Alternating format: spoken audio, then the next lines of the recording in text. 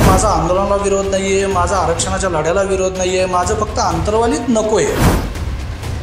माझं आंदोलनात निवेदन आहे का हे त्यांनी चुकीचा अर्थ घेऊन मुद्दाम त्रास देण्याने झुंडशाही आणि दडपशाहीचं चालू आहे. मनोज जरांगे यांच्या आंदोलनात सुरुवातीला सावलीसारखे असणारे डॉक्टर तारक आज त्यांच्या तोंडाला काळं फासण्यात आलेलं आहे.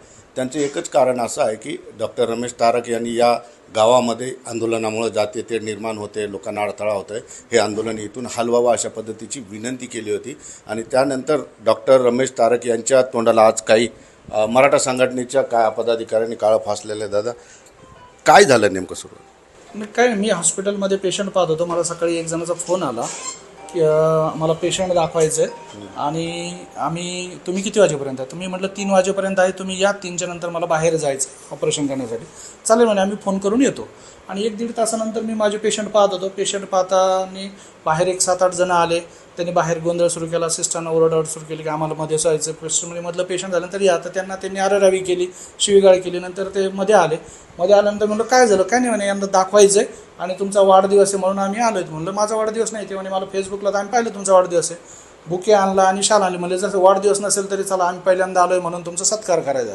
आणि बळच सत्कार केला. सत्कार केल्यानंतर 2 जण पाठीमागून आले, 2 जण समोरून आले, 2 जणांनी दरवाजा लावला आणि चेहऱ्याला काळं फासलं. म्हणे तुम्ही जातीच्या विरोधात केलं, तुम्ही निवेदन का दिलं? निवेदन दिल्यामुळंच हे करतोय. मग कोण होते ही लोक? कोणती संघटना? संघटना मला छावा संघटना आहे, पण सुनील कोटकर मला त्याच्यातले ओळखीचे आहेत. त्याच्यातला चेतन एक आहे. आणि हे लोक 7 महिने माझ्यासोबत दौऱ्यात कंटिन्यू सोबत होते. त्याच्यामुळे माझ्या ओळखीचे असल्यामुळे मला काही संशय घ्यायचं कारण नव्हतं. बरं, काय पोलीस आले होते आता तक्रार दाखल? हा, पोलीस सगळे आलेत, सध्या सगळेच आलेत आणि सगळे तक्रार वगैरे मागताय. मी थोडंसं जरा हे होतो, फ्रेश होतो आणि मी त्या बाबतीत विचार करून सगळे तक्रार देणार.